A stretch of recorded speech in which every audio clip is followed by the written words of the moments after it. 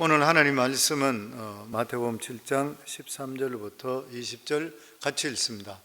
좁은 문으로 들어가라. 멸망으로 인도하는 문은 크고 그 길이 넓어 그리로 들어가는 자가 많고 생명으로 인도하는 문은 좁고 길이 협착하여 찾는 자가 적음이라. 거짓 선지자들을 삼가라. 양의 옷을 입고 너에게 나아오나니 속에는 그 노략질하는 일이라. 그들의 열매로 그들을 알지니 가시나무에서 포도를 또는 은근키에서 무화과를 따겠느냐.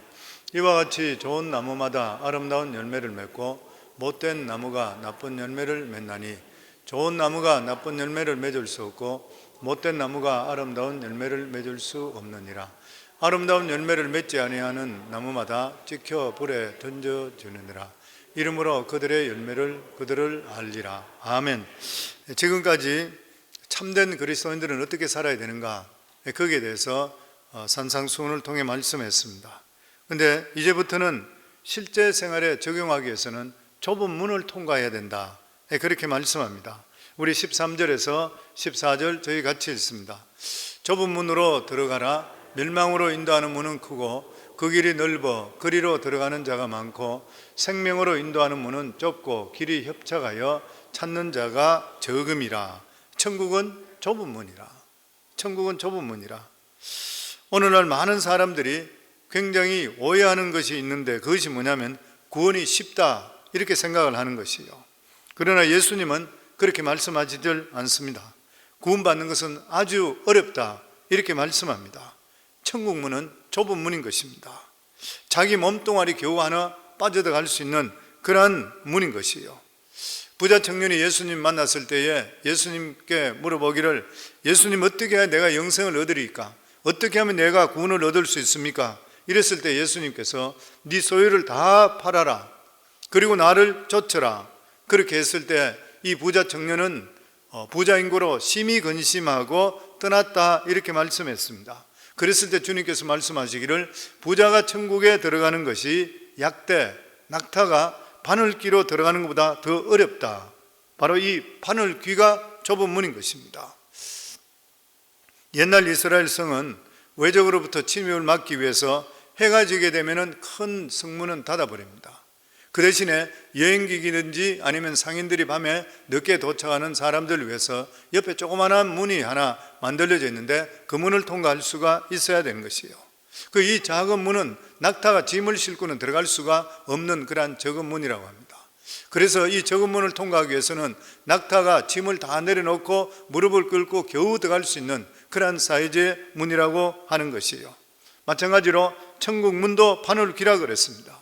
세상에 이 부귀 영화 물질 가지고로서는 이걸 통과할 수가 없는 것이에요. 그런데 얼마나 많은 사람들이 이렇게 쉽게 천국을 갈 수 있다 생각하는지를 모르는 것이에요. 왜 그러냐면 거짓 선지자들의 그 속임수에 빠졌기 때문인 것입니다. 이것은 아주 무서운 그러한 오해인 것입니다.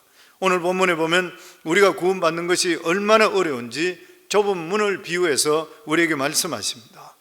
신앙의 길이라는 것이 좁은 길인 것입니다. 예수님은 구원으로 인도하는 문은 좁은 문이라 이렇게 말씀했습니다. 이 문은 절대로 대문이 아니라고 하는 것이에요. 여러 사람이 들어갈 수 있는 그런 문이 아닌 것이고 서서도 들어갈 수도 없는 그러한 문인 것입니다. 그런데 예수님께 천국에 들어갈 수 있는 문은 좁은 문이라고 말씀하신 것은 문으로 들어가는데 경쟁률이 높다는 것이 아니라 이 문을 찾는 사람들이 별로 없다는 것이에요. 왜 그렇습니까? 힘들기 때문에 그래요. 믿음의 삶을 사는 것, 신앙생활 하는 것 결코 쉬운 일이 아니라고 하는 것이에요. 고통스러울 때가 너무나 많이 있는 것입니다.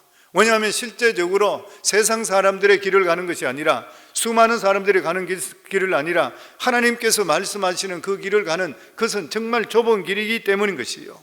그래서 예수님께서는 내가 길이라 이렇게 말씀하신 이유가 있는 것이에요. 예수께서 이르시되 내가 곧 길이요 진리요 생명이니 나로 말미암지 않고는 아버지께로 올 자가 없느니라.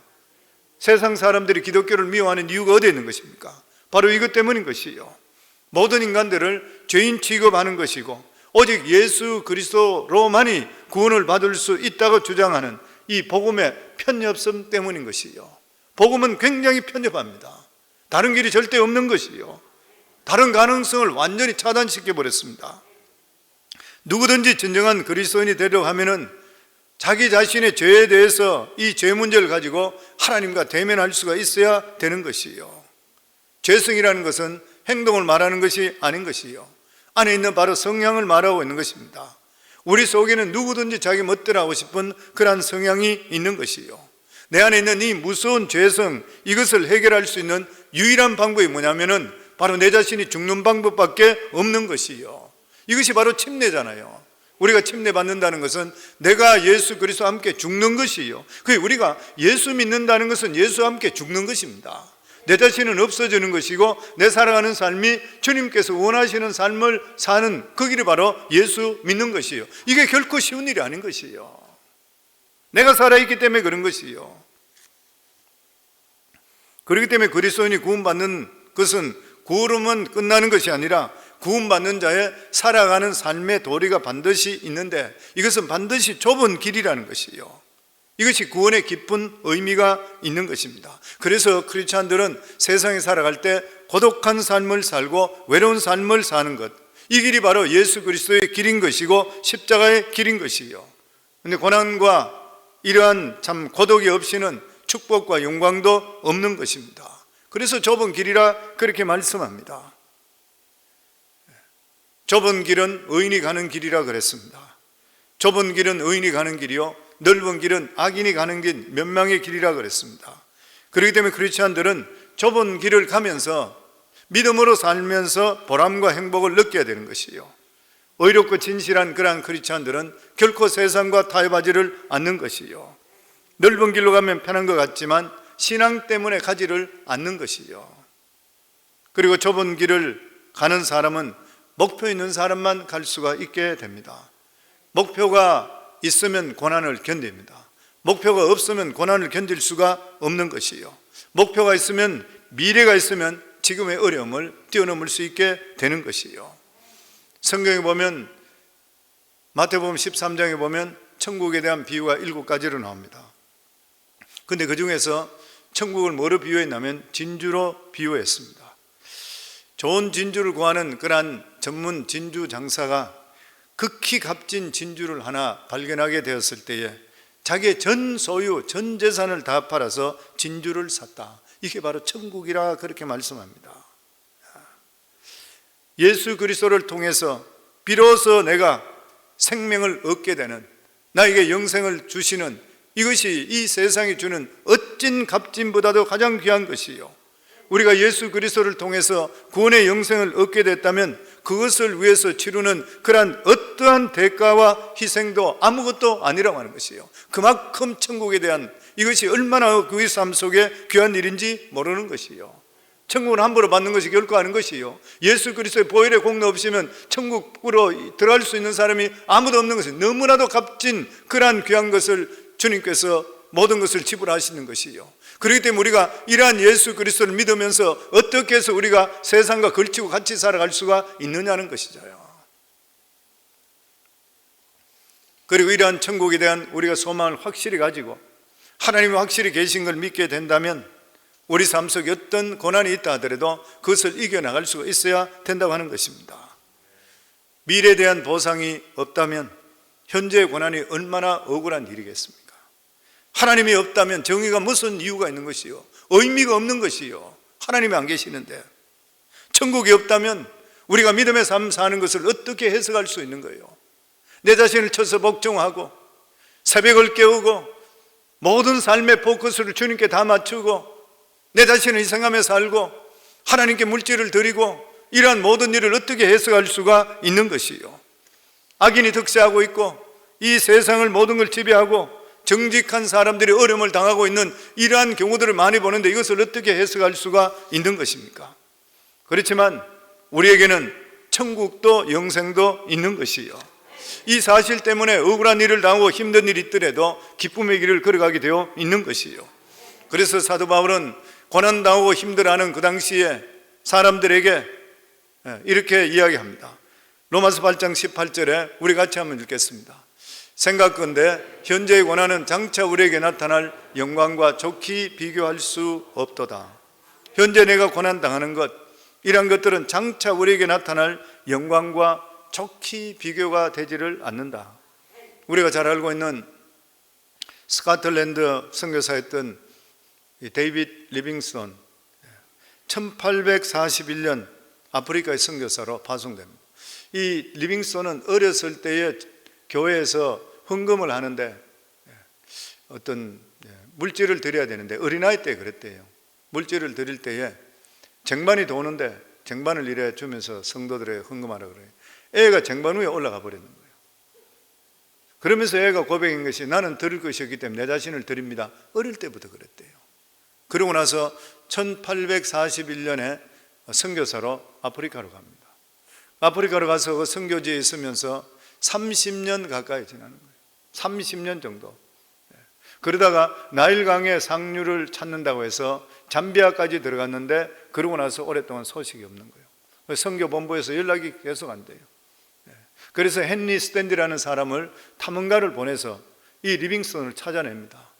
그러면서 정말 오랫동안 찾다가 열병에 걸려서 의약품도 떨어지고 식품도 떨어진 상태 밀림 속에 있는 리빙스톤을 발견하게 되는 거예요. 그래서 이 헨리 스탠디가 극진하게 그를 간호합니다. 그러고 나서 몸이 완쾌되었던 것이에요. 그랬을 때 리빙스톤이 그렇게 이야기합니다. 선교사님, 30년 동안 이 흑암의 세력에서 여기에서 복음을 전가하셨는데 이제는 본국으로 들어가서 남은 생애를 지낸 것이 어떻습니까? 저와 함께 꼭 같이 가길 원합니다. 본부에서 다 그것을 원합니다. 그렇게 이야기했을 때 리빙스톤이 했던 아주 유명한 말이 있잖아요. 아닙니다. 제게 있어 아프리카의 선교 사역은 헌신이 아니라 오히려 하나님께서 내게 주신 특권입니다. 프리빌리지입니다. 저는 하나님께서 내게 맡기신 이 영광의 일을 생각할 때마다 가슴이 벅차서 견딜 수가 없습니다.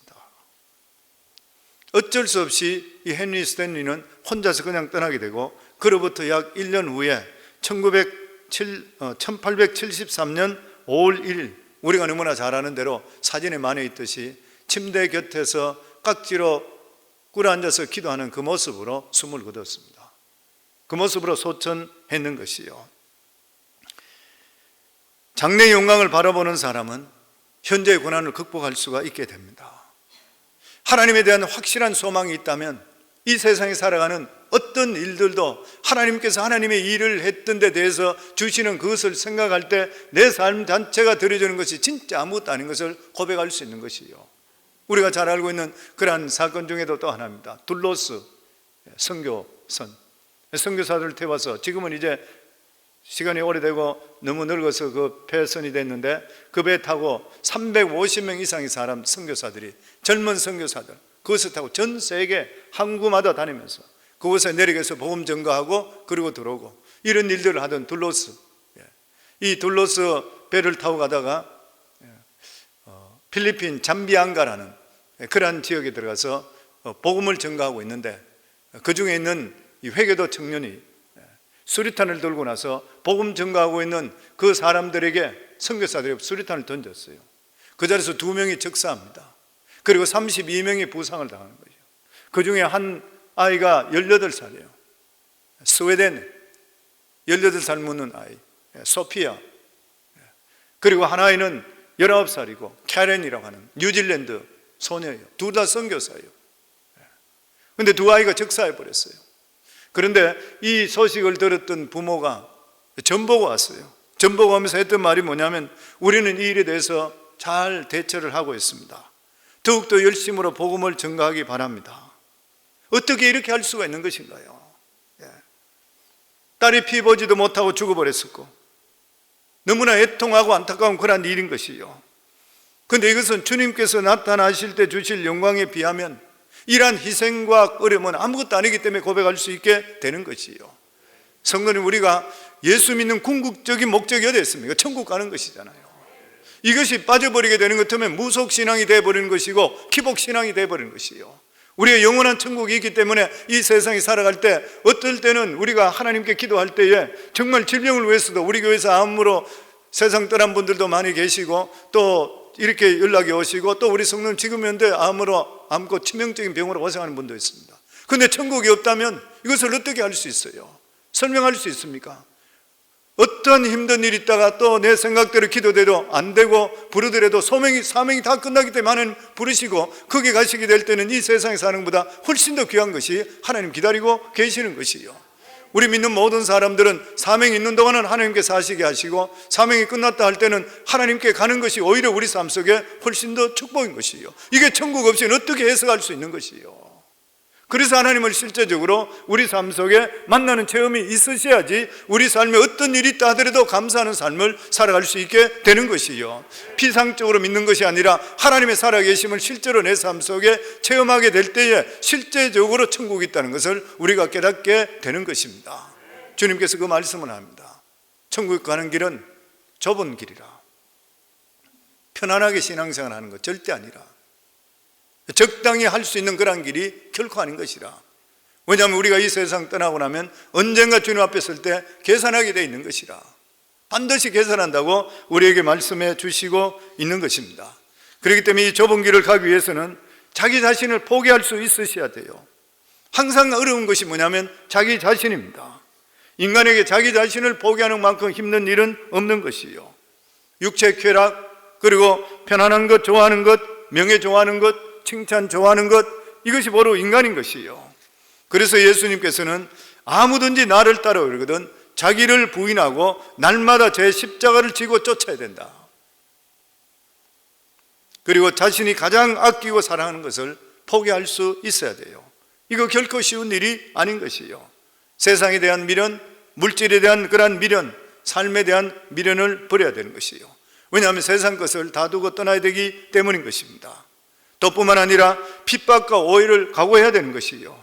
요한복음 15장 18절에서 19절까지 보면 세상이 너희를 미워하면 너희보다 먼저 나를 미워할 줄 알라. 너희가 세상에 속하였으면 세상이 자기 것을 사랑할 터이나 너희는 세상에 속한 자가 아니요 도리어 세상에서 나의 택함을 입은 자인 고로 세상이 너희를 미워하느니라. 우리는 주님께 속해져 있어요. 세상에 속해진 것이 아니에요. 예수 그리스도께서 우리를 위해서 핏값으로 대속하시고 우리를 죄 가운데서 건지시고 우리를 대신 사셨어요. 속량하셨는 것이요. 아멘. 우리는 설교만 듣고 그냥 구경하는 것이 아니라 실제적으로 그리스도인다운 삶을 살아갈 수가 있어야 되고 이것이 우리 삶 속에 행동으로 나타날 수가 있어야 되는 것이요. 산상설교는 들을 때는 그렇게 심각하게 느껴지질 않습니다. 그리고 뭐 그렇게 좋은 말씀인가 이렇게 느껴지지 못할 때가 있습니다. 그런데 말씀대로 살려고 하면 고통과 괴로움이 따라오게 되어 있습니다. 모든 것들이 영적인 일이요 우리 심령을 통해서 하나님께서 말씀하시기 때문인 것이요. 이 말씀을 우리가 들을 때마다 내 자신이 위선자같이 느껴질 때가 많아요. 내 자신이 아니라고 게으른 자로 느껴질 때가 너무나 많이 있는 것이고 내 자신에 대해서 실망하는 것이요. 우리가 교회를 얼마나 다녔냐 이것이 문제가 아니라 내가 얼마나 변했느냐, 하나님 말씀을 통해 내가 얼마나 변한 삶을 살고 있는 것인가. 교회 다니면서 변화되지 않으면 기만하는 행위입니다. 적당히 타협하는 그런 삶인 것이요. 그러나 주님께서 오늘도 우리들에게 변화를 요구하고 있는 것이요. 어쩌면 우리들은 이 인간의 힘과 능력으로는 좁은 길을 갈 수 없을 수도 있습니다. 성령의 도움심이 없이는 갈 수가 없는 그런 일인 것이요. 왜냐하면 인간은 본능적으로 세속적이기 때문에 그렇습니다. 죄성을 가지고 있기 때문에 그래서 성령의 지배를 받아야 되는 것이요. 그리고 천국에 대한 분명한 목표를 우리가 가져야 되는 것이요. 그래야 할 때만이 우리가 좁은 길을 갈 수 있게 되는 것입니다. 성경에는 좁은 길을 갖는 그런 선진들이 수도 없이 많이 있습니다. 아브라함도 그렇지요, 모세도 그렇지요, 다니엘도, 예레미야도, 스데반 집사도, 바울도 위대한 선진들입니다. 이러한 모든 사람들이 십자가의 길을 갔던 그러한 사람인 것이요. 근데 이 길이 영생의 길이요 축복의 길인 것이요. 우리가 지금 현재 그 길을 가고 있는 것이요. 그래서 우리 자신들을 매일마다 쳐서 복종해서 하나님 말씀에 우리 자신을 매 달아나셔야 돼요. 그리고 매일 하나님의 말씀과 기도로 나갈 수 있어야 되지, 그렇지 않으면 우리는 세속적으로 끊임없이 빠지게 되어 있는 것이요. 그리고 두 번째로 우리에게 피할 것이 있다고 말씀합니다. 그것이 뭐냐면 거짓 선지자입니다. 우리 15절 말씀 같이 읽습니다. 거짓 선지자들 삼겨라. 양의 옷을 입고 너에게 나오나 속에는 노략질하느니라. 주님께서 이 말씀을 주신 것은, 참된 신앙이라는 것은 참된 것을 받아들이는 것도 중요하지만 거짓된 것을 거부할 수 있어야 되는 거예요. 이걸 우리가 깨달을 수가 있어야 된다고 하는 것입니다. 신앙생활에서 하나님의 말씀을 잘 듣고 배우는 것 너무나 중요한 일이지만 거절이 정말 중요해요. 아는 것은 아니라 할 수가 있어야 되는 것이에요. 별것 아니라고 잘못 받아들이게 될 때에 그것을 통해서 신앙적으로 실족할 수 있다고 하는 것입니다. 신앙을 파괴하는 것이 무엇이냐? 주님께서 이 말씀에 주시는 말씀이 거짓 선지자라. 거짓 선지자는 진짜 위험합니다. 왜냐하면 하나님 말씀 같으면서 그대로 정하면서 하나님 백성을 파멸시키기 때문인 것입니다. 그래서 예수님께서는 종교적으로 잘못 인도하는 종교 지도자를 보고 독사의 자식들이라고 그랬어요. 회칠한 무덤이라고 그랬어요. 왜냐하면 사람을 실족시키기 때문인 것입니다. 계시록에도 보면 거짓 사도, 거짓 선생, 적 그리스도 이러한 표현이 계속적으로 나옵니다. 말세가 되면 될수록 이런 것이 많아요. 오늘날 선교지에 보면 일반 정통 기독교보다도 이방 이단들이 훨씬 더 활개친다 그러잖아요. 막대한 금력을 동원해서 엄청스러운 일인 것이요. 거짓 선지자들은 어떤 사람인 것이요? 하나님 말씀을 받지 않은데도 불구하고 하나님 말씀을 받은 것처럼 예언하는 그러한 자들. 예레미야서를 새벽기도 때마다 강의했습니다마는 거기도 똑같은 말씀이 나와요. 예레미야 23장 16절부터 보면 만군의 여호와께서 이같이 말씀하시되 너에게 예언하는 선지자들의 말을 듣지 말라. 그들은 너에게 헛된 것을 가르치냐니 그들의 말한 묵시는 자기 마음으로 말미암은 것이요 여호와 입에서 나온 것이 아니라. 자기 마음에 놓았는 것을 하나님 말씀이라 하는 것들, 교회 안에서도 문제고 오늘날도 이런 문제가 얼마나 많은지 몰라요. 오늘날 제일 큰 문제가 뭐냐면 기독교 안에 있으면서 이단이라 그래요. 기독교 교리를 이야기하면서 엉뚱하게 잘못 가르치는 것, 기복신앙 마찬가지인 것이죠. 그리고 거짓 선지자는 자기의 이익을 위한다 그랬습니다. 예레미야 23장 25절로부터 보면 내 이름으로 거짓을 예언하는 선지자들의 말에 내가 몽사를 얻었다 함을 내가 들었노라. 거짓을 예언하는 선지자들이 언제까지 이 마음을 품겠느냐? 그들은 그 마음에 간교한 것을 예언하는 것이라. 마음에 간교한 것, 어떤 의도가 있다는 것이에요. 저 사람을 통해 이익을 얻어야지, 나쁜 동기를 가지고 있다는 것이에요. 하나님 말씀처럼 빙자하는 것이에요. 그리고 사람들의 비유를 맞춰서 어떻게 인기를 얻으려고 하는 것이에요. 거짓 선지자들인 것이에요.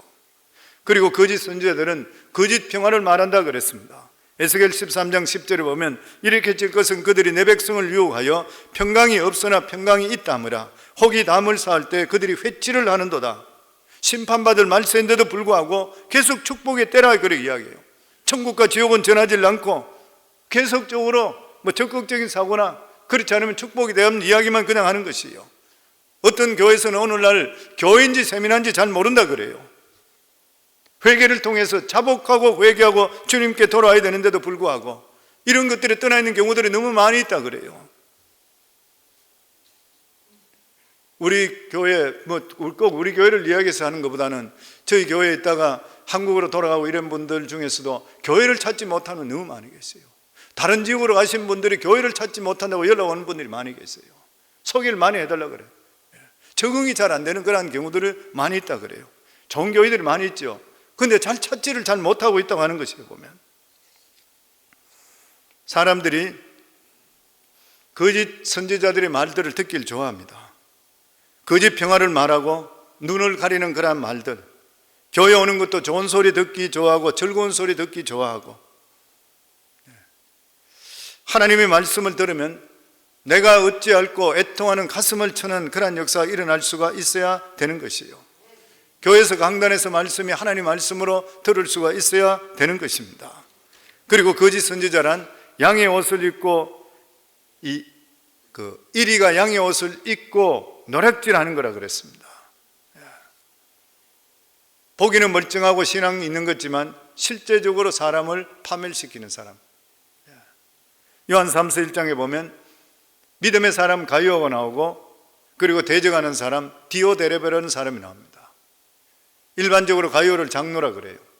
디오데레베도 역시 장로라 그래요. 그런데 디오데레베는 재력이 있고 굉장히 영향력이 있는데 믿음이 없고 그리고 나그네들을 배척해 내보내고 그리고 나그네를 도와주고 또 믿음으로 사는 자들, 자기를 따르지 않는다는 교회에서 쫓아내는 사람이었어요. 멀쩡하게 볼 때는 굉장히 괜찮고 영향력 있는 것 같은데 실제로는 속에 부정적이고 믿음 없고 그리고 세상 끄로 끌어가는 사람이 있는 거예요. 이러한 사람들, 노략질하는 일 잃어서 영혼을 죽이는 그러한 사람인 것이요. 이런 사람은 대체적으로 영향력도 있고 사교적이고 재물도 있고 이런 사람들인 것이요. 성경도 해박해 보이고 겉으로 볼 때는 좋은 것이요. 그런데 사람보다 인간에 대한 관심이 더 많은 것이요. 보면 거짓 선지자들은 박식하고 말도 잘하고 설교도 잘하고 철학적이고 심리학적이고 합리적이고 설득력도 있습니다. 근데 문제가 뭐냐면 그 속에 복음이 없는 것이요, 예수가 없는 것이요. 이런 사람은 하나님 말씀에 대해 증거할 때에 두렵고 떨림을 하는 것이 아니라 자꾸만 농담식으로 이야기할 때가 너무나 많아요. 근데 이런 설교를 계속적으로 듣게 되는 것 같으면 있는 믿음이 다 떨어져 버리고 마는 것이고 형식적인 교인으로 만들어 버리는 것이요. 하나님을 사랑하는 마음도 헌신한 마음도 다 없어져 버리고 마는 것. 이게 바로 신앙을 노략질하는 것이에요. 그리고 거짓 선지자들은 일반적으로 죄에 대해서, 인간의 타락에 대해서 말을 잘 하지를 않습니다. 사회가 병들고 잘못된 제도가 있고 정권에 대해서 말을 하는 것이에요. 오직 예수 그리스도만이 구원이시고 부활에 대한 의미를 축소하는 것이에요. 주님에 대해 재림에 대해서도 관심이 없는 것이에요. 영원한 심판, 영원한 삶에 대해서도 말하지를 않는 것이에요. 그래서 오늘날 가장 조심해야 될 것이 뭐냐면 자유주의 신앙인 것입니다. 그렇다면 이 거짓 선자들 어떻게 구별할 수 있는 것인가? 마지막으로 말씀하세요. 7장 16절에 보면 우리 같이 읽도록 하겠습니다. 그의 열매로 그를 알지니 가시나무에서 포도를 또는 은근키에서 무화과를 따겠느냐. 말이나 글이 아니라 삶 속의 열매라는 거예요. 이단 쪽에 이단 괴수가 삶 속에 어떤 열매를 가지고 있는 것인가? 목회자도 마찬가지입니다. 교회 안에서 직분자도 마찬가지인 것이에요. 믿음이 있다고 하는데도 불구하고 실제로 저희 삶 속에 열매가 어떻게 맺히고 있는 것인가? 주님께서 말씀하는 거예요. 그의 열매로 그를 알지니. 얼마나 무서운 말씀인지 모르는 것이에요. 우리 삶 속에 신앙의 열매가 있습니까? 사랑의 열매가 맺히고 있고 기쁨의 열매가 맺히고 있고 전도의 열매가 맺히고 있습니까? 성령의 9가지 열매가 맺히고 있습니다. 주님께서 보는 건 딴 것이 아니라 열매를 보는 것이에요. 여러분들의 신앙생활은 어떻습니까? 그냥 교회 와서 말씀만 듣고 갑니까? 그렇지 않으면 내 삶 속에 하나님께 진짜 원하시는 그 열매로 내가 너를 본다 할 때 내가 어떤 열매를 맺히고 있는 것입니까? 그래서 주님께 주시는 이 말씀은 들을 때는 좋은데 내 삶을 돌아볼 때마다 굉장히 내가 자괴감을 느낄 때가 많고 내 자신을 돌아볼 때마다 너무 힘들고 고통스러울 때가 많은 것이요. 이렇게 되면서 우리 자신들이 자라게 돼요. 그 말씀대로 살기 위해서. 저는 우리 성황교회 성도님들이 주님께 주시는 그리스도의 주님의 주시는 기준, 이 산상수훈에 있는 기준을 우리 마음속에 늘 둘 수 있기 바랍니다. 그래야지 우리가 믿음에서 떨어지지 않아요. 그리고 이 말씀 붙들고 있는 게 우리가 사는 것이요. 나도 살고 내 주위도 살고 내 자녀도 살고 우리 가정도 사는 그런 역사가 임하게 되어 있는 것이요. 사랑하는 귀한 성도님들, 우리에게 천국은 반드시 있습니다. 그리고 천국에 가는 길은 그냥 쉽게 가는 게 아니라 그냥 예수 믿었으니까 나는 그냥 구원받습니다, 이대로 가는 일이 아니라 주님께서 우리에게 말씀하시는 것이, 물론 우리가 구원은 주님의 핏값으로 사셨지만 우리 삶 속에 믿음으로 사는 길은 결코 넓은 길이 아니라는 거예요. 적당히 신앙생활 하지 말라는 것이죠. 그리고 믿음으로 살고 내가 하나님께 초점을 맞춰주게 되고 하나님께 모든 뜻 가운데 살려고 노력하게 될 때 내 기도뿐만 아니라 내 마음의 묵상도 주님 들으시고 응답하시고 주의 손에 함께 하시고 주님께 나와 동행하시는 역사가 임하게 되어 있다고 하는 것이에요.